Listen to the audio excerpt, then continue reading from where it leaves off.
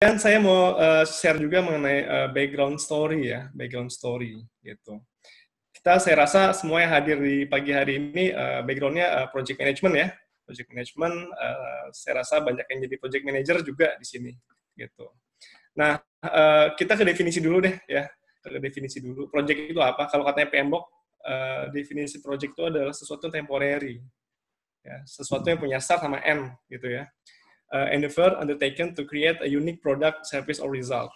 Gitu. Jadi dulu waktu saya tahun 2010 ngambil ujian PMP, ya kan dulu saya masih sering ngafalin aja tuh, oh project tuh gini gini gini gini gitu kan ya. Terus suka muncul dulu di soal karakteristik dari suatu project, which is ada temporary, uniqueness, result, uncertainty, ya kan.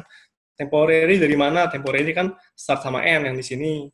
Unique itu adalah sesuatu yang unik ya. Jadi project itu nggak pernah ada yang sama, selalu berbeda. Gitu, dan ada hasilnya, result. Dan saya ingat sebenarnya proyek itu bisa gagal kan gitu.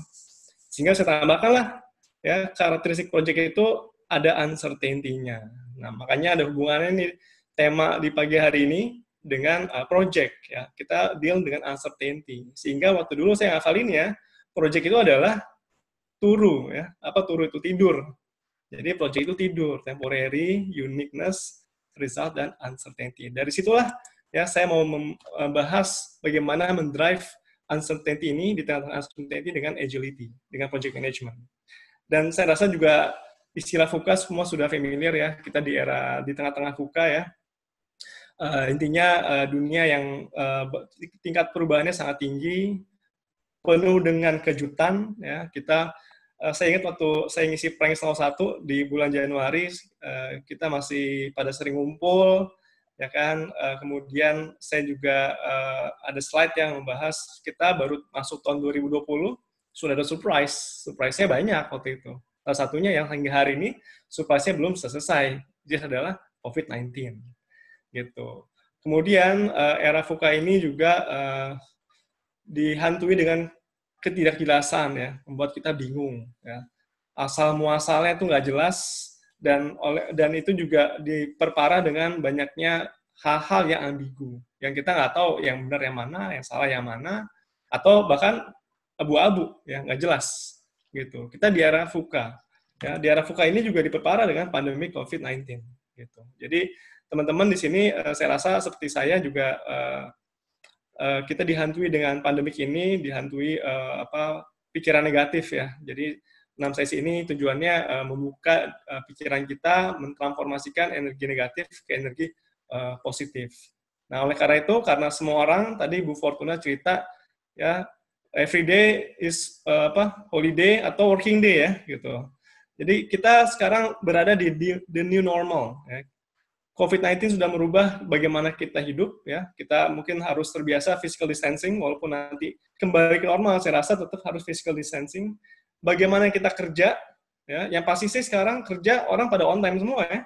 Kalau dulu apa-apa suka ngaret, sekarang orang-orang pada on time dan interaction-nya, gitu. Jadi mohon Mas Bayu di-share slide-nya.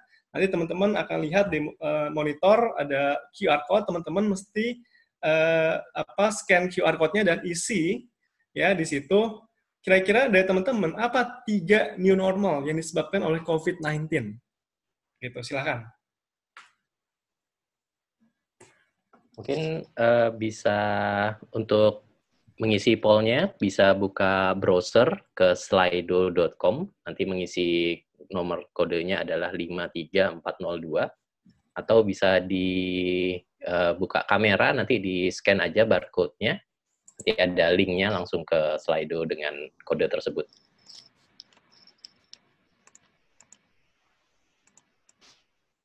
Baik, sambil kita tunggu ya Mas Atar. Ya. Oke, jadi apa sih 3 new normal caused by COVID-19? Kalau saya kerja sendiri, jadi saya mungkin ya dari dulu sudah WFA, gitu. Malah pinginnya WFA, nggak mau bermacet-macetan, gitu. Tapi teman-teman yang kerja di kantoran, ya kan, saya juga pasti yakin ada banyak perubahan, gitu. Ini ada apa nih, online training and abundance of free time to exercise. Oke. Semuanya online ya, online meeting, online learning, online collaboration. Ya.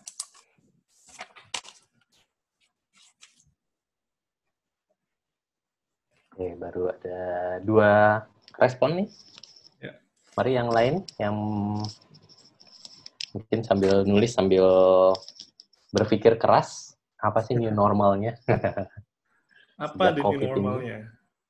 Kalau dulu nggak mau kena macet di jalan, akhirnya diwujudkan ya doanya kita semua nggak mau kena macet, terutama di Jakarta. Jakarta bebas macet. Nggak dikasih macet, bebas macet. Gitu. Luar biasa. Luar biasa.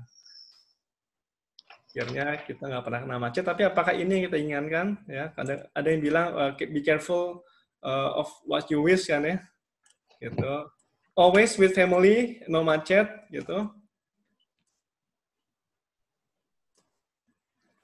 Flexi time, oke. Flexi time ini bisa positif dan negatif ya. Flexi time akhirnya yang tadi itu ya, everyday jadi working days. Kalau dulu ada istilah work-life balance ya. Sampai ada buku-bukunya bagaimana membalancekan kehidupan pribadi dengan kehidupan kerja. Kalau sekarang namanya bukan lagi work-life balance, Mas Bayu. Namanya apa tuh, Mas? Work-life integration. Work-life integration. Udah nyaru juga nih, udah ambiguity juga ya antara kerja buat kantor dengan kehidupan pribadi. Kemudian online remote auditing. Oh, ini saya nanti pengen nanya nih, online auditing gimana tuh? Jadi masak sendiri, ya hati-hati nanti pada naik berat badan ya. Tapi online gym, oh ini bagus. Balance juga nih berarti antara leisure ya dengan workout ya, online gym. No shower before 8 a.m. Directly jump to laptop. Multitask, oke, multitask. Multitask, stay at home daily, same view daily ya. Rumahnya udah pada di-explore nggak nih? Ya, mungkin tempat-tempat yang selama ini nggak pernah di-explore, gudang, ya. Sudah, Pak. Di-explore. Garasi, mungkin kerjanya nggak lagi di kamar, coba di garasi gitu ya. Pasang wallpaper. Pasang wallpaper, oke. Ayah beli jajan. Ini activity cooking, digitalization, earbuds in ears like James Bond. Oke, sudah ada 28. Menarik nih ya, menarik. Hand washing need to continue longer term, betul. Jadi setelah the new normalnya kita akan sering cuci tangan, tapi bukan cuci tangan di kantor ya. Kalau kantor cuci tangan tuh kesannya negatif. Oke. More busy. Luar biasa nih, more busy.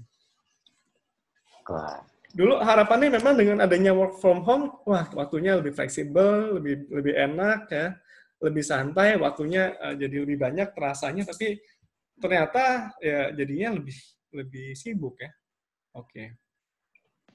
Kita tunggu lagi mungkin sekitar 15 sudah. Virtual meeting, no more commuting, on-time meeting, betul, but more now ya. Jadi meetingnya udah nggak ada waktunya lagi ya.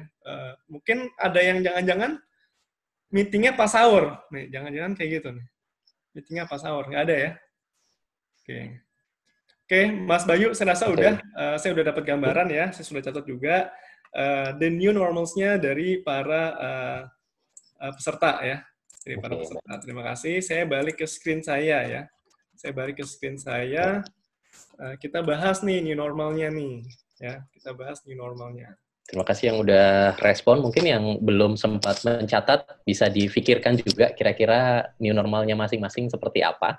Mungkin belum sempat tertulis aja, Mas Atap. Jadi ya.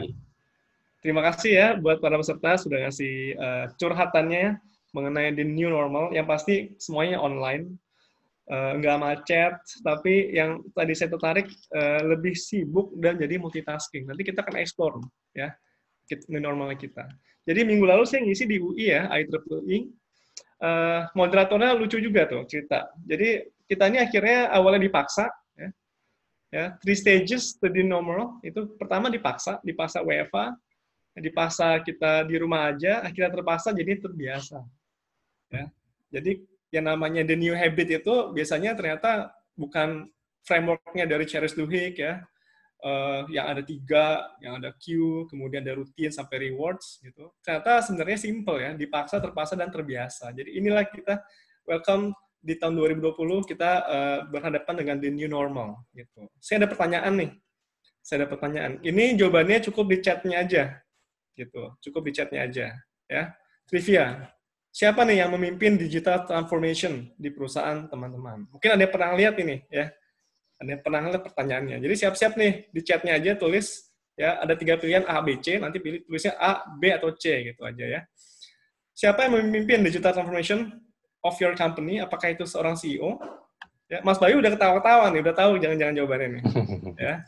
CTO-nya, ya, atau C, COVID-19. Siapa ya? Yang memimpin digital transformation dari perusahaan Anda? Udah ada yang jawab belum, Mas Bayu? Wah, sudah banyak, Mas. Sudah banyak. Jawabannya apa? Sudah banyak. Mayoritas Jawabannya C.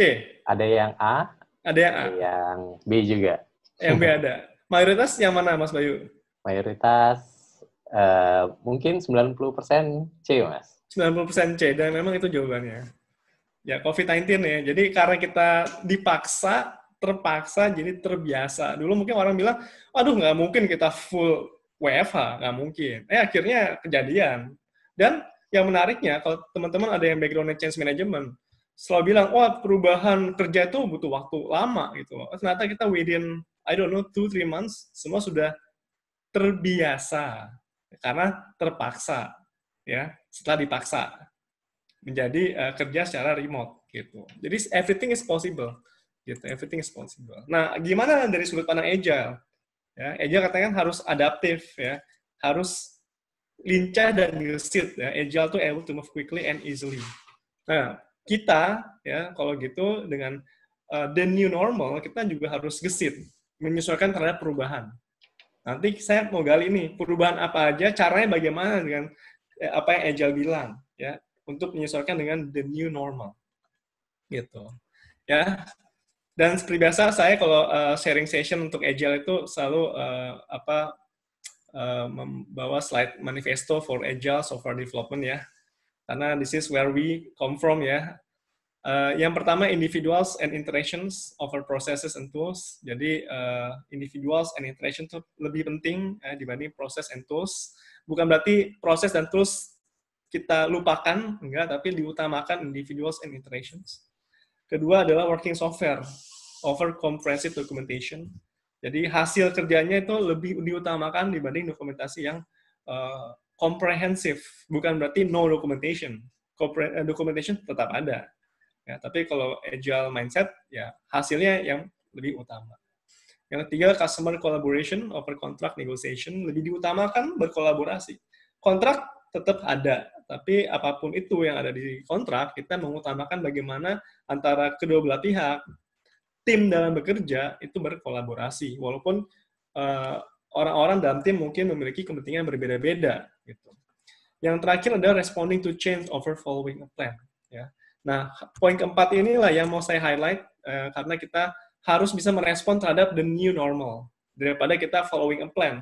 Teman-teman yang kerja di kantoran tentu di awal tahun ini maupun di akhir tahun, sudah membuat plan 2020 kan ya, mau ngapain aja.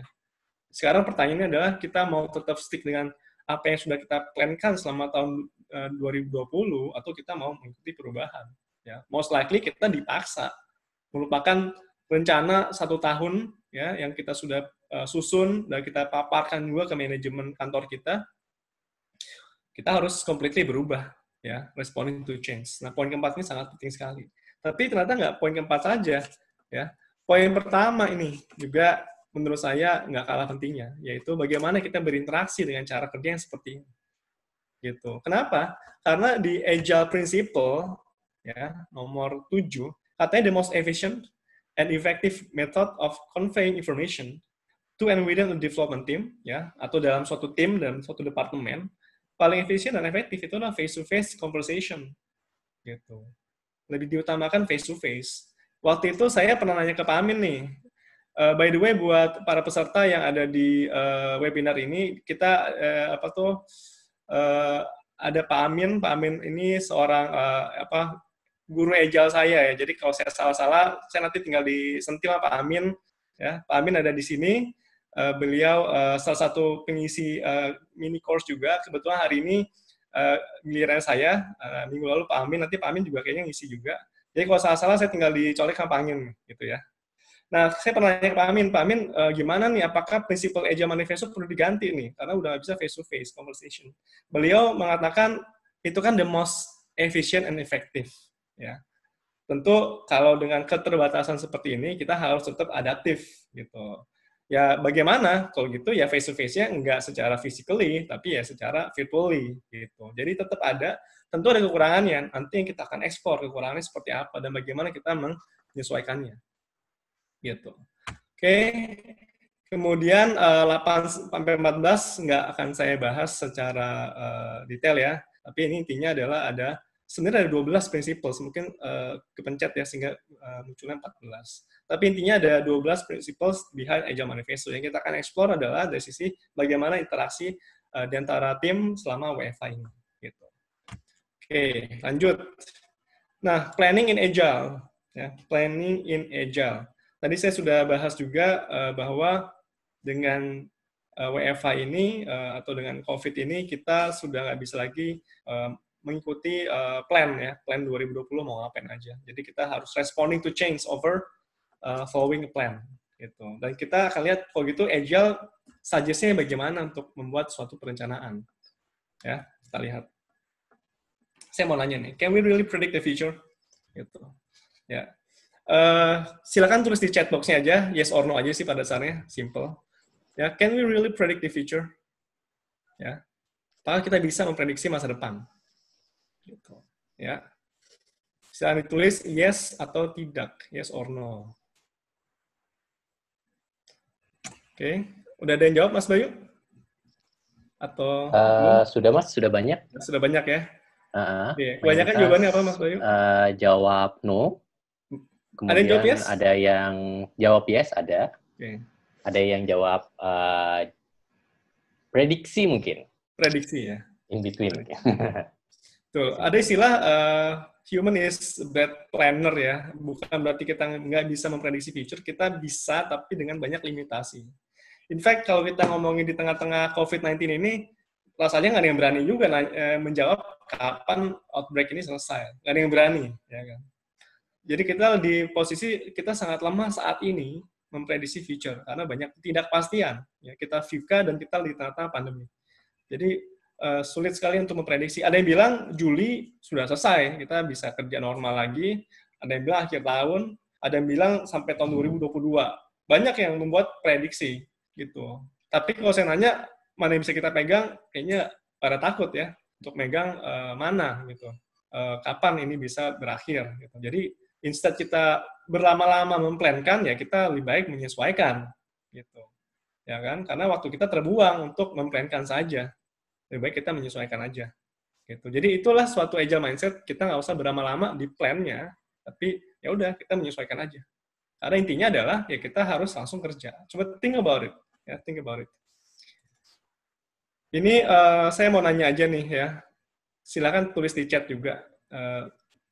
Berapa lama sih ya kita selama ini para project manager kalau bikin project schedule butuh waktu berapa lama?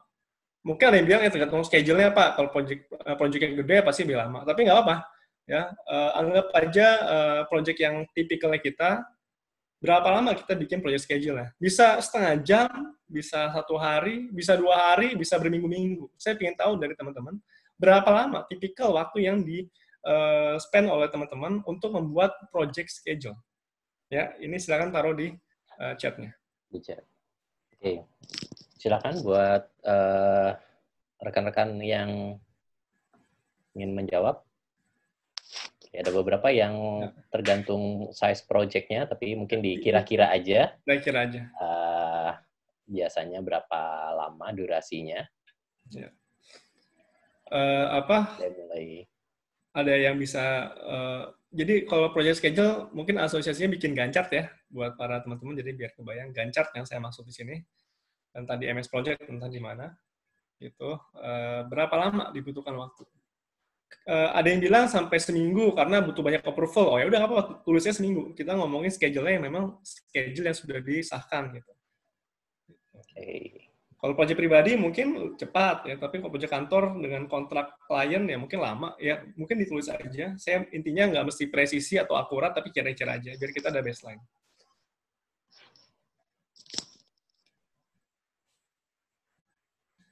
Ya. Kalau dari Sudah ada gambaran Mas? Sudah ada jawabannya Mas Atar? Variasi nih Mas. Iya, pasti variasi. Hari, Di sini nggak ada jawaban benar atau salah. Ya, kayak jawaban COVID tadi, ini jawaban melihat, memotret aja teman-teman berapa lama. Oke, mulai dari ada yang 1 hari, 2 hari, 3 hari, 1 minggu. Ada yang secukupnya. Secukupnya, wah ini bagus. Ini pasti Pak Amin jangan jawab nih. Secukupnya. Tergantung. Nah. Tergantung, oke. Luar biasa. Oh, ada yang sampai 15 hari sampai 30 hari kan proyek. 30 hari. Boleh dong yang 15 sampai 30 hari di unmute Mas Bayu untuk cerita kayak gimana proyeknya. Silakan. Boleh Pak Subhan? Pak Subhan, kalau baik Pak Atar, terima kasih waktunya. Jadi kalau di konstruksi itu levelnya ada level 1 sampai level 5 maksimum ya. Sampai level 1 milestone high level aja. Kalau sampai level 5 itu sampai kita ekskavasi, sampai bikin rebar dan sebagainya.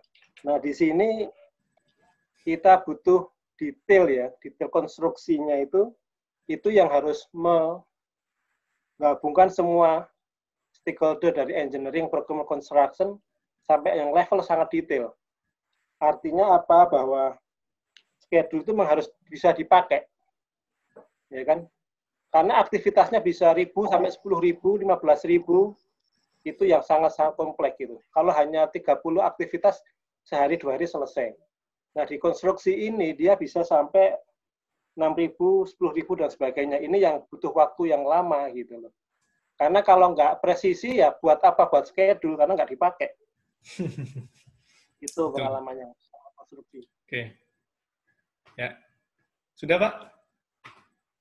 Sudah. Nah, termasuk misalnya kita butuh yang sampai ada yang nyanyi 3D, 4D, 5D, itu bisa bulan gitu. Karena kita nggak bisa bikin 5D kalau 3D-nya juga belum jadi juga. Nah, makanya tergantung.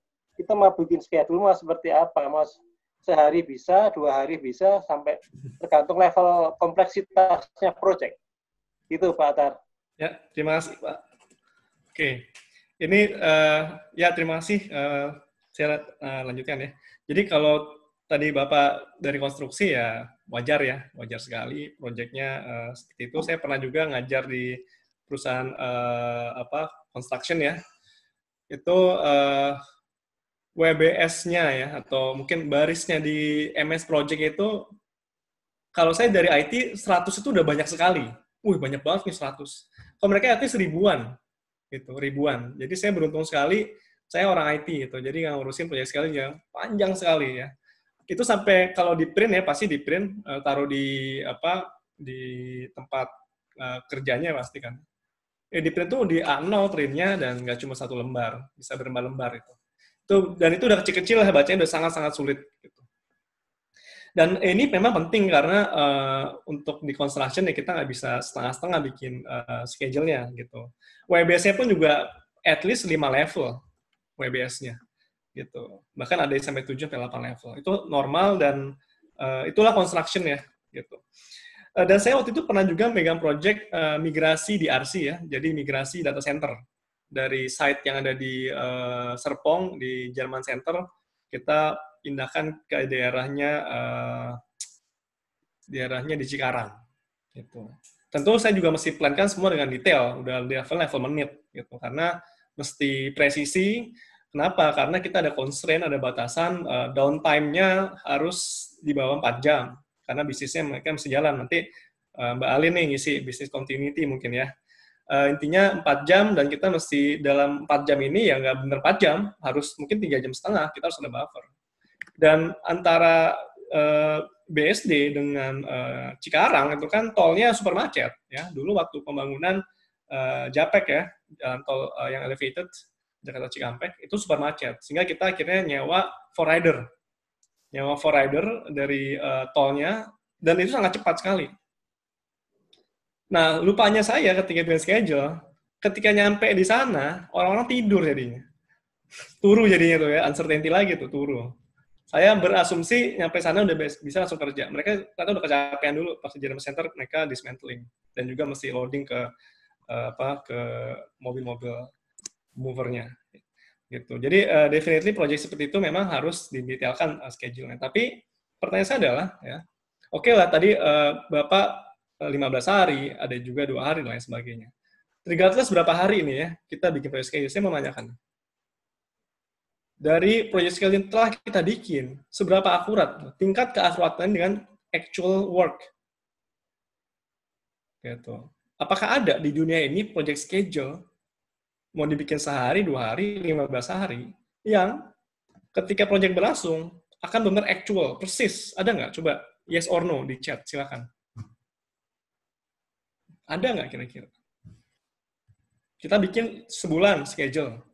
Ya, saya bikin 3 bulan itu buat migrasi data center. 3 bulan. Nggak tiap hari memang, karena penuh dengan meeting-meeting, tapi at least kita 3 bulan. Dan approval-nya sampai ke regional mereka, kebetulan perusahaan Jepang. Dan perusahaan Jepang sangat rigid sekali approval-nya. Gitu. Semua didetailkan sama mereka. Gitu. Nah, itu 3 bulan. Tapi faktanya nggak akurat. Karena saya lupa, oh ternyata orang-orang butuh, harusnya ada shift kedua yang nyampe di Cikarang, orang-orang yang masih fresh, dia yang masang. Itu saya nggak, saya resource yang sama. Salah saya waktu itu. Saya kena komplain juga. Oh, ya. Jadi faktanya 3 bulan schedule saya, 3 bulan project schedule saya yang saya bikin, ternyata nggak akurat juga. Nah, saya pengen tahu teman-teman, seberapa akurat? Project schedule 1 hari, 2 hari, sampai berbulan-bulan. Mas Bayu mungkin ada yang jawab? Sudah ada, Mas. Ini jawabannya 100%, Mas. Wah. 100% no. 100% no. Oke. Saya kalau 100% pada akurat, saya jadi malu nih. Saya di sini posisinya sharing, ternyata saya satu-satunya orang yang schedule-nya nggak akurat. Tapi alhamdulillah, ternyata saya nggak sendirian. Kalau tanya Pak Amin, we are wrong a lot ya Pak Amin ya. Kita sering salah gitu ya. Ya, jadi mau project schedule bikin 1 hari, 2 hari, berbulan-bulan, saya 3 bulan, nggak akurat juga. Gitu ya. Itulah ketidakmampuan kita memprediksi future. Gitu. Ya, ketidakmampuan kita memprediksi future. Oleh karena itu, ya, how high is the probability of your prediction of activities? Ya, seberapa tinggi sih tingkat kemungkinan ya apa yang kita akan kerjakan ya 1 bulan lagi nih? Saya rasa nggak ada yang kebayang nih 1 bulan ini kita ngapain. Termasuk kalau project kita construction, mungkin aktivitas yang kita akan kerjakan 3 bulan lagi, seberapa akurat? Ya, banyak mungkin ada yang bilang akan akurat, akan kita usahakan, tapi seberapa akurat sih dari pengalaman kita? Yes or no kalau ini mungkin jawabannya. Tapi faktanya gimana? Ada kemungkinan, ada uncertainty di sini bahwa itu bisa tidak terjadi.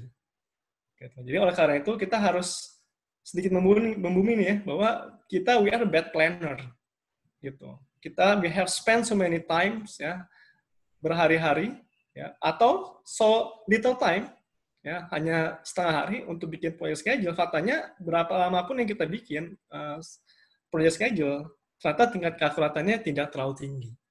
100% seperti itu ya. Oke. Oh gitu, yang saya adalah, ya Mas Bayu. Iya. Mas Atar mungkin apa namanya? Tadi ada yang sudah raise hand, apakah boleh? Oh iya, silakan. Saya satu poin terakhir ya, ini sebelum saya bahas yang raise hand. Kalau gitu berapa lama, berapa menit, berapa bulan? Saya 3 bulan yang wasted. Sayang sekali waktunya kalau gitu ya. Kita sudah habiskan bermenit-menit, berjam-jam, berhari-hari, berminggu-minggu, bahkan berbulan-bulan yang akhirnya terbuang untuk sesuatu yang toh akan salah juga. Oke. Ya mungkin nggak wasted waktunya, cuma sayang waktunya kita gunakan tidak memvalidasikan apa yang kita sudah plankan. Nah kalau di Lean ya tentu karena Agile itu sebenarnya juga berhubungan dengan Lean manufacturing ya atau Lean thinking. Ini tentu banyak proses yang atau banyak waste yang terjadi ya selama ini kita bekerja gitu. Entah kerjanya itu over processing ya, kemudian banyak nunggu ya. Nunggu tuh misalkan kita nunggu approval ya. Project schedule 3 bulan yang dibikin tadi, saya rasa bikinnya nggak benar 3 bulan atau yang tadi itu 15 hari. Ya, yang lama nunggu dia proof-nya sama atasan kita. Bikin schedule-nya mungkin kalau di PT-PTin bisa 2 hari maksimal, 16 jam lah. Approval-nya itu bisa berhari-hari, berminggu-minggu. Gitu. Nah, ini yang kita ingin hindari di masa COVID ini. Kita menghindari hal-hal yang menjadi waste dalam kerjaannya kita. Apakah kita sudah produktif? Atau tadi ada yang bilang more busy. Gitu. Hati-hati, busy ya. Busy mungkin istilah yang lebih sering kita gunakan, tapi pertanyaan adalah, we are actually busy or being productive. Karena dua hal ini berbeda. Gitu. Agile mengedepankan adalah kita memberikan value atau produktif. Lebih baik kita kerjanya enggak multitask. Kerjanya satu aja, tapi jadi. Ada value-nya, ada done-nya. Dibanding kerja banyak, tapi tidak ada yang selesai. Nah, itu salah satu yang mau saya highlight ketika kita WFH ini. Lebih baik kita kerjanya fokus di satu hal, dibanding kita multitasking, nggak ada yang beres juga. Nanti kalau di sini ada yang bos-bos, mungkin juga coba latihan juga ke timnya, assignment-nya yang memang fokus aja. Dan kalau fokus, kerjanya bisa lebih cepat. Nah, Agile itu sebenarnya kenapa bisa cepat? Karena kerjanya fokus, nggak multitasking. Gitu. Nanti kita lihat dengan Kanban board, gimana kita bisa mengidentifikasi mana yang being busy or being productive. Gitu. Ya, ini saya kutip dari Dwight D. Eisenhower ya, plans are worthless, but planning is everything. Planning is everything, tapi kita nggak bisa selalu stick dengan plan-nya itu. Planning itu ada pekerjaannya, tapi deliverable plan-nya atau project schedule-nya, sometimes it worthless. Gitu. Karena ya nggak kepake. Faktanya kita tadi bilang nggak ada project schedule yang benar persis, yang mau dibikin sehari, 2 hari, sampai 3 bulan. Gitu. Ya. Kemudian oleh karena itu feedback loop tadi Pak Amin mention ya. Kalau di Agile ya, instead kita kalau di project itu kita melakukan progress meeting yang umumnya weekly, kalau di Agile itu daily stand up meeting. Gitu. Artinya apa? Mungkin teman-teman dengan masa COVID ini bisa melakukan ini dengan tim, gitu. Dan mungkin ada yang bilang, Pak, kita udah meeting tiap hari, Pak, gitu ya. Pertanyaan saya adalah, meetingnya produktif atau busy? Ada loh meeting yang berjam-jam. Kemarin saya progress meeting dengan salah satu klien saya BUMN. Jam 1 mulainya, invitation jam 1, mulai jam 2, selesai jam berapa? Selesai jam setengah 4. Saya ngomongnya berapa lama? Saya ngomongnya di ujung cuma 5 menit. Dan ketika saya ngomong, karena dia pakai aplikasi internal mereka, internal Vicon-nya mereka, karena nggak boleh pakai Zoom kan ya, suara saya entah kenapa nggak bisa kedengaran sama mereka. Akhirnya saya cuma ketik. Dan apa yang saya ketik itu persis yang saya sudah emailkan sehari sebelum meeting. What a waste kan? Gitu. Itu terjadi. Saya 3 jam, jam 1 sampai jam setengah 4. Berapa jam tuh? 2 jam setengah. Saya basically nggak apa-ngapain, ya. Harus ada, ya, physically ya, seeing is believing ya Pak Amin ya. Katanya seeing is believing. Kalau nggak ada, nanti dikomplain, tapi saya nggak apa-ngapain. Dan apa yang saya kasih tahu, akhirnya hanya terbatas, karena ada keterbatasan teknis, saya harusnya nulis jadinya. Jadi itu sudah saya kasih tahu juga sebelum meeting. Gitu. Nah, kalau dari sana meeting bagaimana? Dia mekanisme time box. Jadi meetingnya itu produktif. Ini bedanya ya, meetingnya Agile tuh mengharuskan meetingnya produktif, dan yang kedua meetingnya on time. Gitu. Nah, meetingnya on time berarti ada time box-nya 15 menit biasanya. 3 agenda yang dibahas. Saya rasa most people di sini sudah lumayan familiar nih dengan daily stand up meeting. Kemarin ngapain, hari ini mau ngapain, apakah ada masalah yang dihadapi. Nah, inilah yang tadi Pak Amin juga bilang nih. Nah, decision making di mana nih? Di tim atau satu orang? Ya. Kemudian apakah leadernya membantu tim dalam bekerja? Itu adalah cara kerja Agile. Nggak mesti kerjanya itu sepotong-sepotong, seperti delivery-nya Agile kan sepotong-sepotong, tapi ini kan seperti hal yang normal gitu. Leadership-nya servant leadership, membantu tim dalam bekerja. Nggak mesti waterfall, nggak mesti scrum kan sebenarnya. Gitu. Nah, ini adalah gimana dalam bekerja kita fail fast. Jadi kalau ada salah ketahuan maksimal 24 jam setelahnya. Gitu. Kalau progress meeting, ya nunggu minggu depan meeting dulu baru ketahuan salahnya, which is ya buang-buang waktu lagi, seperti itu. Saya rasa ini udah ada yang nanya kayak Mas Bayu ya? Belum ada yang resen, Mas. Cuma kalau mau dilanjut dulu atau? Lanjut dulu aja kalau gitu ya. Dilanjut dulu silakan, Mas. Gitu. Nah, daily meeting ini biasanya 15 menit, berdiri. Mungkin kalau lagi WFH duduk aja juga boleh. Dan yang penting adalah kalau gayanya Agile, semuanya time box. Apa artinya time box? Time box artinya fix 15 menit. Semua orang dalam tim ngomongin ini. Kalau 15 menit belum sudah selesai, tapi belum ada yang ngomong, gimana? Ya cut off. Lesson learned.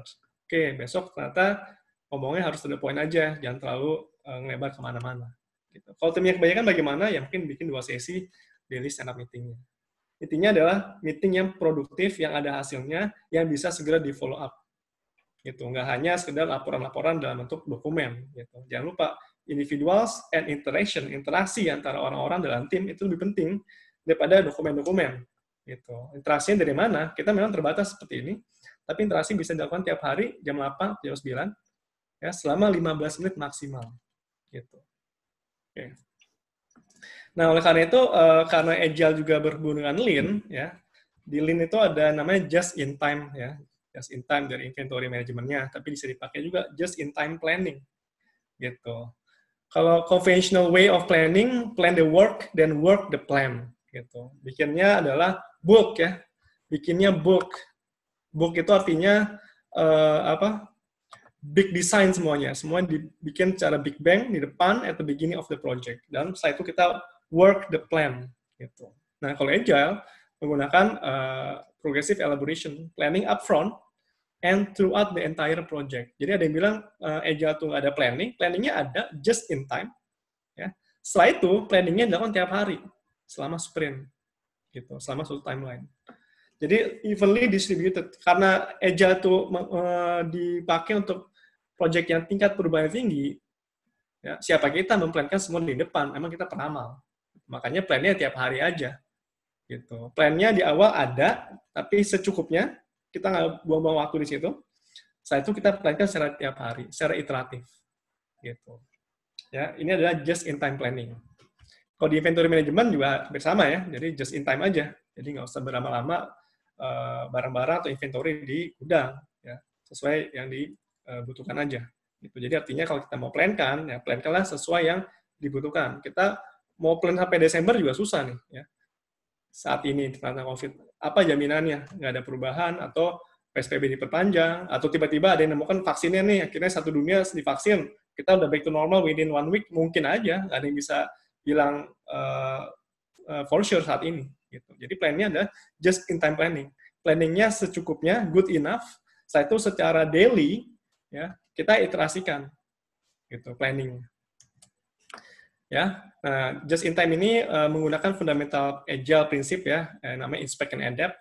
Jadi kita inspeksikan. Jadi kalau saya bikin schedule untuk migrasi itu ya saya simulasikan, saya inspect, ya saya adapt.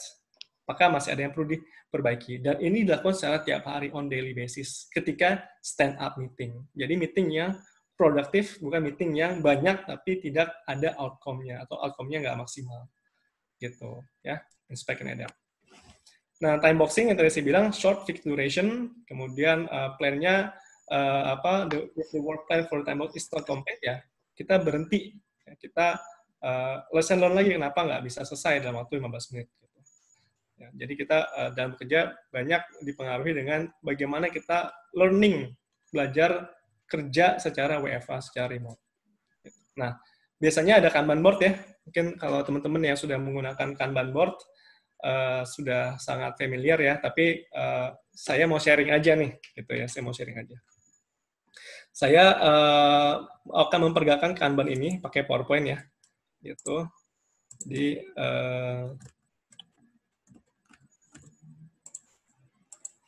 Oke. Kanban ini kan simple ya, jadi saya ngasih tips aja nih kepada teman-teman. Jadi, misalkan kita megang banyak project nih, ya kan. Sekali lagi, mindset-nya adalah kita susah memprediksi future, gitu. Oleh karena itu, kita bikinnya menggunakan Kanban. Kanban ini dibagi berdasarkan kolom ya. Ada kolom project A, kolom backlog, kolom to do, kolom WIP atau work in progress, dan kolom done, gitu. Nah, saya misalkan contoh di sini ya, untuk project A. Ya udah, kita nggak usah lihat gancapnya dulu ya, karena gancap itu sangat rigid ya. Kita pakai Kanban, saya bikin target aja. Minggu pertama bulan Mei, target saya apa, deliverables-nya. Kemudian saya bikin target kedua, target minggu kedua apa, minggu ketiga Mei apa, minggu 4 Mei itu apa. Udah, saya bikin target-target. Bisa sebagai deliverables, dan lain sebagainya. Kemudian, karena just in time planning, oleh karena itu, karena kita lagi mau masuk di minggu pertama bulan Mei, ya saya pikirin, bagaimana saya ngejar target ini. yang lainnya belum terlalu saya pikirin. Kenapa? Karena we are wrong a lot. Ya, saya a bad predictor gitu. Jadi saya pikirin untuk ngejar target minggu pertama bulan Mei, apa yang mesti saya lakukan? Katakanlah 3 activity. Ya udah. Jadi nanti hari Senin sama tim diskusi nih. Oke, kita mau menyelesaikan yang ini. Kira-kira ada aktivitas apa aja nih yang harus kita kerjakan. Nanti saling berkolaborasi, saling ngasih feedback gitu ya. Saling ngasih feedback. Oke, mesti bikin ini. Ya, mungkin tim lain, orang lain bilang ini kita kumpulin ya di post-it-post-itnya atau di Trello dalam bentuk card. Mungkin akan banyak ya, mungkin hanya 3, tapi ini contoh aja. Ya. Nah, ini masuk dalam kolom backlog. Nah, kemudian daily meeting. Oke, hari ini mau ngerjain yang mana nih? Oh, gue ngerjain yang ini nih. Gitu. Ya kan kita geser. Activity 2. Activity 3 kayaknya belum bisa dikerjakan deh. Nah, kalau teman-teman yang terbiasa dengan Gantt chart, construction, itu ada namanya predecessor ya, fitur di MS Project-nya, bahwa activity 3 dependen dengan 2. Tapi kalau kita menggunakan Kanban, kita nggak perlu harus bikin panahnya segala macam. Just in time planning. Gitu. Semua orang tahu 3 itu tergantung 2. Gitu kan. Oleh karena itu, karena semua pada tahu ya nggak usah dibikin. Kita fokus kalau gitu ya, activity 1 dan activity 2 to-do-nya. Nanti kita geser di sini. Kita geser card-nya. Card-nya ke sini, work in progress. Nanti ada yang bilang, gue ngerjain yang activity 1 ya, daily meeting. Ada roadblock nggak yang menghalangi activity 1 untuk selesai? Ya, oh, Bapak itu lagi cuti, ya nanti saling ngasih feedback. Gitu. Activity 2 saya mau ngerjain. Gitu ya. Jangan lupa, decision making di tim. Ya, kalau agile itu self leadership, ada namanya team empowerment, tim yang decide apa yang mereka mau kerjakan. Manager adalah tugasnya memastikan activity ini dikerjakan dan tanpa ada masalah. Kalau ada masalah, tugasnya manager atau leader remove roadblock-nya, seperti itu. Nah, pertanyaan saya adalah, saya titik di sini. Lebih baik mana nih? Ya, seperti ini, ya, 3 di work in progress, ya, atau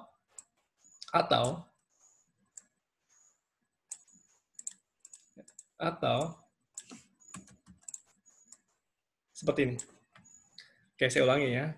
Lebih baik mana? 3 di work in progress, atau 1 di done, 2 di to do. Coba tulis di chat box.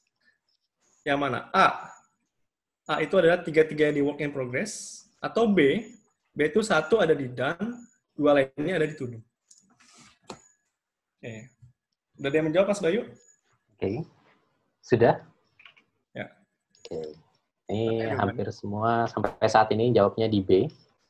B itu adalah? Yang 1 di done, 2 di to do. Betul sekali. Bagus nih, berarti udah agile mindset nih ya. Jadi yang kita harus highlight, tadi ada yang ngomong juga multitasking dengan era WFH ini dan new normal. Multitasking itu sangat buruk ya dalam pekerjaan. Kenapa? Karena kita nggak mendeliver value gitu. Lebih baik 1 tapi selesai. Tuh, dibanding 3-3-nya di work in progress, tapi nggak ada yang kedone. Gitu. Dan dengan menggunakan Kanban board ini, yang saya sukanya nih ya, kita nggak usah bikin progress report. Gitu. Kita buka Trello aja atau tools apapun, ya. Kita bikin seperti ini. Jadi bos itu juga mau nanya, progresnya seperti apa? Tinggal cek di sini. Jadi kita nggak perlu waste waktu untuk bikin progress report atau progress meeting. Kenapa? Meetingnya juga tiap hari ngeliatin Kanban. Yang maksimal 15 menit. Setelah itu, kalau bos-bos atau orang lain mau ngecek, ya tinggal ngecek ini aja. Jadi kita tuh produktif dalam bekerja. Nggak hanya apapun yang kita kerjakan itu jadi, tapi the way we work-nya juga produktif. Kita menghilangkan pekerjaan-pekerjaan yang mungkin double, duplikat, gitu kan, yang nggak mendeliver value-nya. Karena progress report itu sebenarnya nggak deliver value. Value-nya di mana? Ketika apa yang dikerjakan dalam project tersebut selesai, value-nya dari sini. Report tuh nggak ada value-nya. Gitu. Jadi kita harus perhatikan apakah saya being busy atau being produktif. Produktif itu artinya kita menghasilkan sesuatu yang bermanfaat ya di project kita. Itu adalah delivering value. Ya, oke. Saya lanjutkan atau ada pertanyaan dari sini? Ini bisa pakai Trello ya, yang paling umum Trello. Kenapa Trello? Karena gratis ya, dan yang kedua mudah dipelajari gitu. Jangan lupa individuals and interaction over process and tools. Kalau toolsnya terlalu ribet, mesti belajar lagi. Mungkin bos-bos kita agak susah kita ajarin karena kita nggak face-to-face conversation. Ya. Oke. Lanjut. Boleh. Mungkin ini ada satu pertanyaan silakan. dari Mas Yuda. Kalau untuk audit, apakah bisa digunakan juga dengan kalau modelnya Kanban seperti ini? Oke. Tindak umum audit based on Kanban, tapi kalau menurut saya audit itu kan based on SOP ya. Sekarang kalau SOP kita bilang kita menggunakan Kanban ya sah-sah aja. Tapi mungkin nggak lazim. Lazimnya adalah Gantt chart. Oleh karena itu saran saya seperti ini. Dan ini saya lakukan at least. Gantt chart saya isinya WBS-nya mungkin nggak terlalu detail. Saya nih ya, saya bukan di construction loh ya, Pak ya. Gitu. WBS saya yang di Gantt chart saya nggak detail. Detailnya ada di sini saya. Karena saya yakin audit itu lebih ke arah kelengkapan dokumen. Dia nggak ngecek dalam WBS-nya berapa level dan lain sebagainya. Jarang lah sampai ke sana. Mungkin milestone-nya dicek, tapi milestone kan nggak terlalu banyak dalam project. Gitu. Dan nggak perlu detail milestone itu kan. Milestone itu kan basically a significant event in a project. Gitu. Jadi kalau saya biasanya lebih ke arah sini. Tapi pertanyaannya Mas Yuda, saya pernah tanyakan nih ke Kyle nih Pak Amin. Di LinkedIn saya tanya. Memang kalau kita berpikir agile kan yang penting working software over comprehensive documentation. Tapi kalau value-nya ada di documentation bagaimana? Gitu. Value-nya bukan di software. Buat banyak di BUMN atau kementerian, value-nya ada di dokumentasi karena itu yang di audit gitu loh. Kalau saya bilangnya ya sayang sekali. Berarti pemerintah kita membayar kita untuk mencetak dokumen, nggak mendeliver value. Jadi ada yang salah di situ karena auditnya terlalu ketat gitu, sehingga dia overweight value sebenarnya dari project, yaitu adalah ya knowledge baru, sistem yang baru, efisiensi dan lain sebagainya. Pak Amin mau menambahkan pasti ini, silakan Pak. Sebelum saya nambahkan Pak Mas Atar, reaksi dari Kal apa waktu itu? Something wrong ya, kalau office documentation brings more value. Begini, kebetulan saya mempunyai background di audit cukup lama. Jadi saya sedikit memahami cara kerja auditor ya, baik atau apa yang diinginkan, baik di privat maupun BUMN sama saja. Intinya di audit itu kita harus bisa mempertanggungjawabkan, mempertanggungjawabkan setiap decision that we make. Jadi misalkan saya membuat keputusan itu berdasarkan apa? Berdasarkan rencana. Mana rencananya? Kan begitu. Nah, rencananya kalau tadi dituangkan di Gantt chart, mereka auditornya sudah terbiasa, ya kan?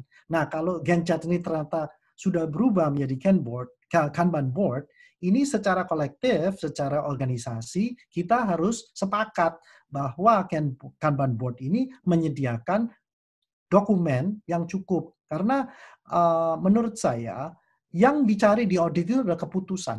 Siapa yang memberi keputusan, atas dasar apa, pertimbangannya apa saja. Ya. Nah ini kalau kita tidak berhati-hati, asal menerapkan Agile atau Scrum, nanti pasti agak konflik dengan para auditor. Karena auditornya sendiri juga nggak mau tahu, endingnya power-poweran. Saya lebih punya power, so kamu harus punya ini. Lah, nggak ada yang ngasih tahu. Makanya itu Agile harus dilaksanakan dari atas. Nah, temanya sebetulnya apa untuk menghindari ini adalah Agile itu sebetulnya tidak bisa dilaksanakan dengan demikian saja. Kenapa? Karena Agile membutuhkan tata kerja yang baru. Jadi solusinya apa? We have to do a lot of pre-work. Pre-work ini sangat penting. Jadi pre-work ini menciptakan tata kerja yang baru, menciptakan ekspektasi-ekspektasi baru, menciptakan kolaborasi baru, banyak.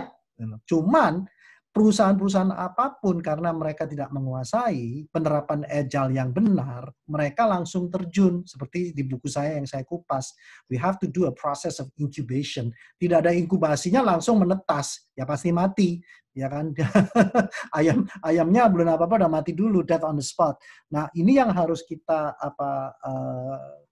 share ke teman-teman bahwa kelihatannya ya Mas Atar kita membahas ini ya kita sama-sama Agile-nya gampang karena kita udah latihan ini. Tapi bagi yang belum pernah mengikuti ini merupakan benda yang asing. Kenapa? Karena mental map mereka masih di hybrid, masih di waterfall ya, step by step. untuk pindah dari step by step ke model demikian ini perlu pre-work. Nah, ini yang saya katakan, saya ingin tekankan, tambahkan itu, pre-work is very important, dan kita tidak bisa shortcut. Kalau kita shortcut, pasti problem. Kira-kira begitu, Mas. Ya, thank you, Pak Amin. Mungkin tambahan dari saya, waktu saya di company ya, kebetulan dipercaya jadi manajernya, yang pertama saya lakukan adalah saya ngerapin SOP, Mas Yuda. SOP-nya saya rapiin bersama auditor, saya ngerapinnya. Jadi auditornya pas audit udah ngerti cara kerja PMO-nya. Gitu. Yang kedua adalah saya selalu balikin ke klien sih ini. Oke, SOP-nya ada bahwa harus Gantt. Gitu. Pertanyaan saya adalah SOP dibikinnya kapan? Tahun ini atau 5 tahun yang lalu? Kalau 5 tahun lalu, apakah 5 tahun lalu masih relevan dengan hari ini? Gitu. 5 tahun lalu mungkin kita belum terbiasa dengan Agile atau Kanban. Gitu. As long as it brings value pada company juga, kenapa nggak kita lakukan SOP-nya menggunakan Kanban? Gitu. Yang ketiga adalah memang harus berhati-hati dengan Kanban ini. Kanban yang terutama menggunakan prinsip low tech dan high touch yang tempel di dinding. Gitu. Satu banking kena audit bahwa ada data-data rahasia, confidential, sensitif yang tertempel di Kanban board yang sebenarnya nggak boleh dibaca orang, entah itu password atau apa. Itu bisa berbahaya juga. Ya, menggunakan Kanban board. Itu plus minus lah, plus minus. Plusnya apa? Semua orang bisa baca Kanban board, cepet gitu kan ya. Kelemahannya dari sisi data-data yang ditampilkan di situ. Gitu. Ya. Tapi tinggal decision-nya mau seperti apa. Kalau saya sih pribadi, saya lebih suka Kanban. Gitu. Tapi kita bisa komen menggunakan Gantt juga. Ya. Oke, saya lanjutkan kalau kayak gitu. Ya. Jadi tadi adalah hati-hati ya kalau kita being so busy without being productive. Gitu. Akhirnya kita jadi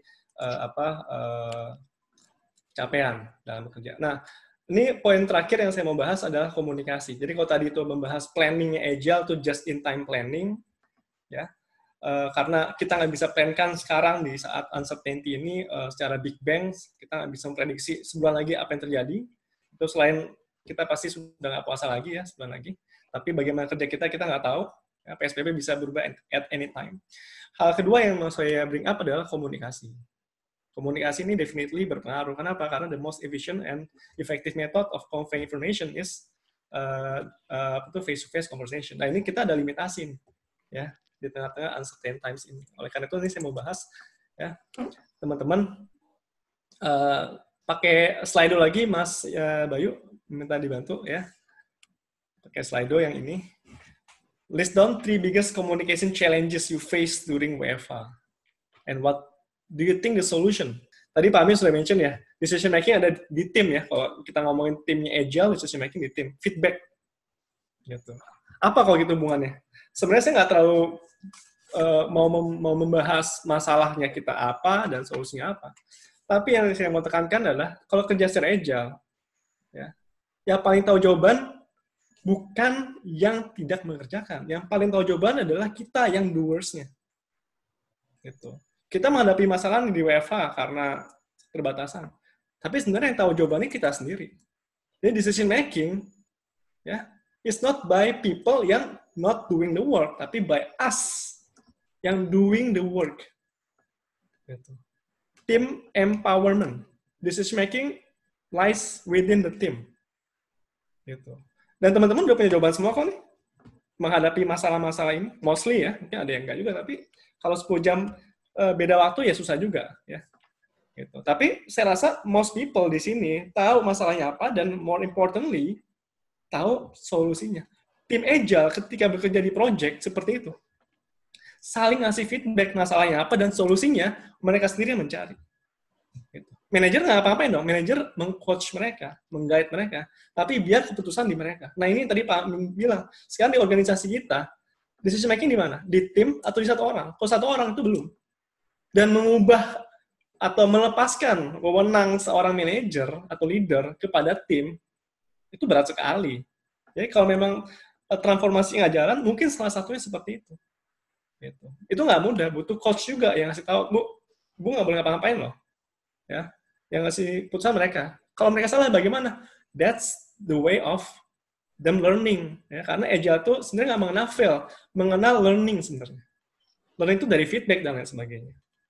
Gitu. Ya. Jadi kita tahu masalahnya apa, kita tahu jawabannya apa. Gitu. Kemarin saya ada project bikin SOP misalkan. Ya. SOP di startup company. Perusahaannya nggak gede karena startup. Saya bikin SOP. Saya bilang, mereka nih SOP ini bukan buat gue loh, buat lu. So, maksudnya gimana, Mas Atar? Jadi gini, gue mau SOP yang gue bikin, kita simulasikan. Ajak orang-orang yang ada di SOP ini, peran-perannya, entah itu sales, entah itu PM, entah itu admin, ajak mereka ngumpul di satu ruangan, kita simulasikan SOP-nya, plus ada decision maker. Dalam ini ada CEO-nya ada di ruangan. Jadi kalau ada dispute, biar CEO yang balik keputusan, bukan gue. Gue cuma dokumentasi doang. So, akhirnya di satu hari, full day, ya, orang-orang yang ngumpul, saya taruh SOP-nya di InFocus, ya, di monitor di depan, yuk jalanin SOP ini. SOP ini bikinan gue nggak tahu bener apa salah, unless kita simulasikan. Saya bukan konsultan bikin SOP, ini udah jadi, ya gue dibayar, dah, good luck dengan SOP, yang tebel-tebel. Saya bilang, buat apa tebel-tebel, nggak bisa dipakai. Saya bikin semudah mungkin, seringkas mungkin, ya. Tapi yang penting adalah everybody yang doers know what they are doing di setiap proses SOP-nya. Dan kalau salah, ya, karena we are wrong lot, kasih tahu ke gue biar gue perbaiki mana yang salah. Sehingga ketika SOP jadi, semua tahu apa yang mereka kerjakan, ya. Dan yang penting adalah sudah akurat proses di SOP-nya. Gitu. Itu adalah tim empowerment. Bukan saya yang paling tahu segalanya. Mereka yang paling tahu segalanya kok. Ketika saya berbicara manajernya waktu assessment SOP, oh abis ini gini tar, gini, saya catat. Tapi saya nggak berarti mempercayai omongan dia 100%. Saya percaya unless anak buah lu yang ngerjain itu dan dia bilang, ini udah bener. Saya baru percaya. Dan saya nggak mau baru ketahuan setelah SOP-nya saya handover, ya kan? Saya dibayar, saya nggak bisa dihubungin. Saya mau ketika ada saya, kita fail face. Oh ini udah bener baru. Saya baru perbaiki. Dan ketika SOP jadi, saya memberi value dan saya dibayar. Dan menurut saya itu worth it SOP saya bikin. Dibanding SOP tebel-tebel, yang paling tahu cuma saya, dan saya nggak kerja di situ. Gitu. That's when talk about team empowerment. Gitu. Itu contoh. Dan SOP itu bukan project IT. Ya. SOP project konsultasi, dan saya bikin dengan agile mindset. Seperti itu. Ya. Jadi itu maksud saya mengenai team empowerment. Ya. Oke, terima kasih tadi udah ngasih banyak masukan, tapi saya nggak ngasih solusi, karena solusinya di teman-teman. Pak Amin mau nambahkan, silakan. Ya, Mas Atar. Ya. Sangat menarik sekali, Mas Atar, dan saya setuju semua dengan tadi ada dua poin yang saya ingin tekankan ya. Jadi satu ya kata-kata anti-agile. Jadi tadi Mas Atar mengatakan team empowerment itu very agile. Kalau si Kyle yang saya belajar banyak dari dia kan dua kata ya. Satu, what is anti-agile? Yang kedua adalah kata-kata seriously. Nah, jadi yang pertama itu anti-agile-nya team empowerment ini apa? Micromanagement. Budaya micromanagement di perusahaan manapun ada. Dan anehnya mereka yang melakukan micromanagement tidak menyadari. Jadi kalau kita mengatakan, loh, kamu itu melakukan micromanagement, enggak kok, saya harus double check. Itu, nah karena itu makanya requires pre-work kan. Tuh. Jadi kalau kita nggak ada pre-work, mereka nggak ngerti bahwa micromanagement itu anti-agile. Jadi mereka proyek agile-nya pasti gagal. Jadi konsep anti-agile ini sangat penting. Kedua, kata-kata seriously. Tadi Mas Atar menciptakan sharing tadi poin yang bagus sekali Mas, adalah bahwa kita agile ini titik poinnya di learning. We are learning a lot, we are learning new things, right? Nah, untuk itu kita harus punya budaya learning, what we call the learning culture, right? The learning organization. Nah, untuk learning itu sulit, perlu usaha. Sedangkan manusia kebanyakan nggak mau berusaha, mau enaknya sendiri. Maunya selesai, get it done fast. Ya.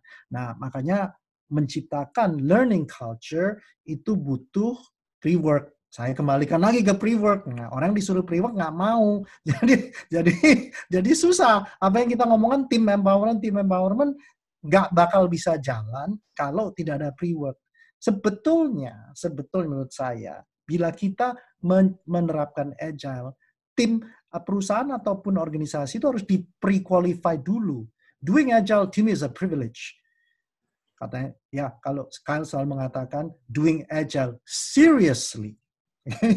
Dan pengalaman saya dengan Kyle, most companies that we have visited, they are not doing agile seriously. Jadi karena mereka nggak paham bener gitu loh. Jadi sayang, a lot of waste. Padahal tadi seperti Mas Atar bilang, musuh utama dari agile ini kan waste. If we are doing anything not seriously, better not doing it at all because you are wasting your time. And ending point tadi Mas Atar mengatakan fitur yang sangat baik di agile adalah time box. How can we value time box if we cannot be on time? Ini problem internal software kita. Alangkah tidak mungkin seperti Mas Atar itu cerita, oh saya kesini harus nunggu begini lama. Ya mungkin di label perusahaan ini, organisasi ini, itu menurut saya hanya labeling. If you are serious wanting to learn agile, being on time, ini memang saya selalu musuh saya utama dimanapun saya berada adalah people who cannot be on time. Karena itu adalah softwarenya yang saya ingin bantu untuk rubah. Jadi pre-worknya, if you cannot be on time, then do agile. Karena kalau kita melaksanakan daily stand-up ceremony, you gotta be on time. You're not on time, that's it. You're on your own kind of thing. Itu masukan dari saya, Mas Atar. Terima kasih, Pak Amin. Oke. Jadi saya enak nih sharing-sharing, ada guru saya. Jadi kalau saya bingung tinggal nanya guru saya. Terima kasih, Pak Amin. Oke, jadi saya mau highlight juga kelemahan kita di WFH ini ya, kita nggak face-to-face conversation ya, karena ini adalah the most efficient and effective method of conveying information. Dan tadi salah satu peserta juga sudah mention expressionless ya, jadi kita nggak melihat ekspresi orang, itu kelemahan kita saat ini, tapi tadi solusinya memang ya Zoom yang paling maksimal. Ya mungkin teknologi lain belum ada di saat ini ya, kalau di Avengers ada hologram segala macam, tapi memang belum ada teknologinya. Zoom juga ada keterbatasan karena fitur katanya nggak secure ya. Ada yang bilang itu karena perang dagang ya macam-macam lah. Tapi ya itulah, kita masih terbatas dengan Vicon saja saat ini. Dan itu memang memiliki kelemahan. Apa aja kelemahannya? Ada di sini. Kelemahannya kenapa? Face to face lebih efisien dan lebih efektif karena di situ ada body language. Makanya kalau sama Pak Amin harus ada video Pak Amin ya, biar kelihatan vibrasinya gitu kata Pak Amin ya. Biar ketahuan air mukanya, tangannya gitu kan ya, situasinya. Itu karena 55% dari pesan itu ya ada di body language, itu penting sekali. 38% di voice dan 7% di words, kata-kata ya. Jadi kata-kata yang saya ucapkan ini sebenarnya nggak terlalu efektif. Unless saya tambahkan dengan body language, dengan intonasi dan lain sebagainya. Dan ini ada keterbatasan ya ketika kita WFH. Jadi mesti kita coba cari jalan keluarnya atau at least memitigasi efek-efek dari komunikasi yang nggak efektif dan nggak efisien. Gitu. Makanya di Agile ini banyak seremoni nih. Gitu. Agile tuh banyak seremoni, bukan meeting, seremoni. Dan seremoni di Agile ada time box-nya yang tadi Pak Amin bilang, daily stand up tuh 15 menit. Gitu. Dan be on time. Gitu. Dan kemarin saya meeting jadwalnya diundang jam 1, mulai jam 2. Kenapa? Karena jam 1, ya ternyata, nih mohon maaf BUMN, tapi saya nggak sebut labelnya, ya pada telat, ada yang mesti ini dulu, mesti itu dulu, dan lain sebagainya. Jadi kalau dulu bilangnya macet ya, sekarang macetnya di mana gitu, nggak mungkin macet. Tapi ya mungkin budaya nggak on time-nya masih tetap ada gitu. Sehingga kemarin saya juga surprise, saya selalu bilang dengan WFH kita jadi on time, ternyata beberapa organisasi masih belum bisa terlalu on time. Jadi kita mulai jam 2, dan kalau kita menggunakan penghuni di Agile itu hukumnya jelas ya, be on time dan time box. Jadi harus selesai di sekian menit yang kita sudah sepakatin di awal. Gitu. Dan ada yang namanya sprint planning. Jadi kalau tadi saya bikin Kanban board, yuk kita sprint planning yuk di hari Senin. Kita mau bahas minggu ini apa targetnya, kira-kira kita mesti ngapain aja selama 5 hari ke depan. Dan inspect and adapt-nya tiap hari di daily stand up. Kemudian di hari Jumat kita sprint review, gitu. Nah, di hari Jumatnya lagi, kalau masih ada tenaga, yuk kita sprint retrospektif. Kira-kira bagaimana kita bisa mengimprove kembali cara kerja kita, gitu. Jadi ini ada 4 seremoni. Tujuannya untuk sinkronisasi, bukan update ke bos, tapi sinkronisasi, gitu. Ya. Kemudian dengan cara itu kita bisa better punya teamwork yang lebih bagus dan juga mengincrease tingkat kolaborasi kita. Tapi ini saya mengutip dari Pak Amin nih, ya. ceremonies can give positive emotional energy. Ya, Pak Amin ya. Gitu. Orang yang ada, betul ya, Pak Amin pernah mengucapkan ini di salah satu bukunya. Dan saya mau menambahkan dari buku Agile dan Well, bukunya ini dari Pak Amin. Pak Amin menambahkan 3 seremoni di antara 3 itu. Ya, tujuannya untuk meningkatkan komunikasi dan kolaborasi lagi. Seremoni ini adalah ritual yang sangat penting untuk meningkatkan kolaborasi dalam tim. Apa saja seremoni-seremoninya? Yang pertama, team naming seremoni, karena Agile team itu biasanya punya nama. Gitu. Bikin seremoninya, check-in seremoni. Jadi sebelum meeting, mungkin 3 menit atau menit sebelumnya kita sharing our emotional energy. Kenapa? Karena mungkin kita boring di rumah ya. Boring di rumah, bosan, kita sharing emotional energy. Gitu. Jadi ya kita cerita ngapain aja selama ini. Gitu. Kemudian ada hal-hal yang menarik ya yang kemarin terjadi. Gitu. Kita mencoba menularkan energi positif, dan energi positif ini sangat penting sekali di tim Agile, gitu. Karena kalau saya percaya gini ya, saya 14 jam kerja tapi saya fun, saya nggak capek. Tapi kalau saya 1 jam kerja buat sesuatu yang menurut saya nggak fun lah gitu ya, misalnya bikin gancat gitu ya, buat saya itu nggak fun. Tapi Kanban mungkin lebih fun karena ada warna-warni gitu ya. 1 jam bikin gancat, saya udah capek. Tapi kalau 14 jam ngomong sama Pak Amin, ngomong Agile, itu yang ada istri saya bilang udah tidur gitu ya. Beda waktu 10 jam soalnya, jadi kita lupa waktu. Tapi that's fun gitu. Ya, karena kita share our emotional positive energy. Dan terakhir, ya ini juga satu serinya kita adalah discovery ceremony. Ya, menggunakan appreciative inquiry gitu. Dan ini akan diekspor oleh Pak Amin sudah minggu lalu dan di sesi-sesi berikutnya gitu. Kita mengeksplor kekuatan tim kita dengan appreciative inquiry. Gitu. Pak Amin mungkin mau sedikit cerita mengenai AI? Silakan Pak Amin. Mungkin saya minta masukan dari Mas Bayu. Selama ini apa yang didapat dari appreciative inquiry? Oke. Kalau dari saya sebenarnya appreciative inquiry itu membantu kita untuk mengenali sisi positifnya kita dan sisi positifnya orang lain. Jadi semua mungkin persepsi kita harus diarahkan ke sisi positif. Jadi nggak boleh ada sisi negatifnya. Jadi kita juga bisa berbicara dengan orang baru, kita juga respect kepada orang tersebut, siapapun orang tersebut. Kalau ada sesuatu masalah juga yang dicari adalah how to solve-nya. Bukan berarti bagaimana hanya untuk menyelesaikan, menutup masalahnya aja, tapi kita harus mungkin jump forward. Apa sih yang bisa kita berikan? Tadi kalau dibilang value lebihnya itu apa yang bisa kita berikan. Jadi kita harus berpikir positif terhadap semua hal lah. Kira-kira itu, Pak. Ya, terima kasih Mas Bayu. Sangat-sangat tepat. Jadi memang penggunaan di Agile sebagai suatu ceremony, ritualnya, kita bisa menggali lebih dalam. Number one, pertama adalah kekuatan-kekuatan dari tim member kita, anggota tim ya, sehingga kita bisa mengempower mereka, seperti Mas Atar tadi katakan, berdasarkan kekuatannya.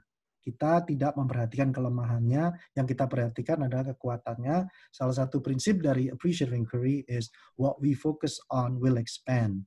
Itu teorinya di belakangnya namanya teori expectancy theory, di mana kalau kita fokus di positif, orang itu akan jadi positif. Nah, kemudian juga di appreciative inquiry kita menekankan interaksi. Kan individuals and interactions over processes and tools, seperti Mas Atar katakan tadi. Jadi interaksi ini harus kita lakukan berdasarkan strength, not weaknesses. Tapi di organisasi 80% interaksi kita itu based on weaknesses, sangat toxic. Yang dilihat weakness orang lain mengambing hitamkan dan segala macam. Appreciative inquiry ini adalah obatnya, tumbalnya, jamunya, nggak tahu apa, yang mau dibilang herbal juga boleh, untuk menghilangkan penyakit-penyakit, virus-virus yang negatif ini.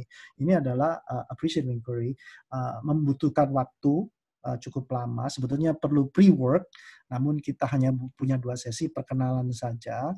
Pre-worknya menurut saya lebih penting daripada konsepnya, karena kalau pre-worknya udah dapet, masuk ke konsep appreciative inquiry ini lebih gampang. Tapi begitu kita mendapatkan ilmu appreciative inquiry ini, apa yang terjadi? Kita akan mempunyai appreciative lens. Jadi kacamata yang berbeda, kita akan mendapatkan endingnya appreciative eyes. Apa yang kita lihat, baik itu secara fisik maupun non-fisik, itu kita lihat kekuatan. Semuanya adalah kekuatan, tidak ada kelemahan. Akhirnya apa yang terjadi terhadap diri kita? Kita menjadi lebih kuat, interaksi kita terhadap orang lain menjadi sangat positif, tim kita menjadi super empowered. Itulah kira-kira intinya dari appreciative inquiry. Thank you. Ya, makasih Pak Amin. Dan saya tambahkan juga, apa sih yang kita butuhkan di saat COVID ini? Tidak lain dan tidak bukan adalah energi positif. Kita udah terlalu banyak dapat energi negatif dari berita, dari uncertainty ini. Jadi, plus juga di kerjaan kita ada pressure juga. Jadi kalau kita tambahkan juga dengan hal-hal negatif dalam bekerja, itu mungkin memperparah keadaan. Jadi dengan memakai energi positif, dengan melihat hal-hal yang positif dari tim itu akan meningkatkan, membuat kerja itu jadinya fun. Dan itu yang dibutuhkan sekali dalam tim yang kerja secara agile. Gitu. Dan ini how to avoid miscommunication ya, mungkin set ground rules. Yuk kita kalau dalam bekerja jangan pernah menggunakan kata-kata yang negatif, ya kan? Think before you send any messages. Mungkin kalau kita WA-WA-an ya kita pikir 2 kali sebelum kita mengirimkan pesan, apakah pesan bermanfaat ya. Banyak sekali hoax ya, kita sudah tahu itu semua. Be professional ya kan. Jadi ya kita harus respect waktu orang lain juga ya dalam bekerja. Kemarin saya misalkan WA-WA dengan salah satu partner saya, kita WA-nya gini ya. Nggak tahu dia ada apa nggak di sini ya, salah satu peserta juga biasanya. Mas Atar gini, tapi jawabnya nggak usah sekarang, besok juga nggak apa-apa. Nah kita respect waktu kita sama-sama. Nah, ketika saya ada waktu saya balas, saya juga nggak expect dia jawab langsung. Jadi kita saling menghargai waktu kita masing-masing. Dengan saling menghargai dan happy people to tend help other people, malah saya akhirnya jadi nggak segan untuk jawab WA-nya secara cepat. Gitu. Be professional, be positif, tadi Pak Amin sudah jelaskan, reach out ya, kita merangkul mereka, listen closely.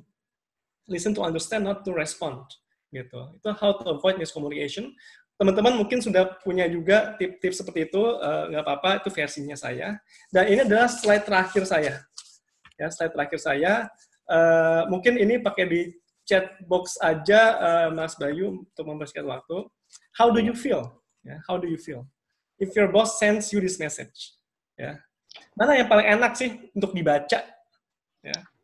Apakah A, Hi Joe, I'm waiting for your report, atau B, where is the report, atau C, where is the report? Sudah selesai berarti. Thank you atas perhatiannya. Semoga bermanfaat, semoga bisa memberikan energi positif. Dan saya buka forum lagi, kalau ada pertanyaan silakan ya Mas Bayu.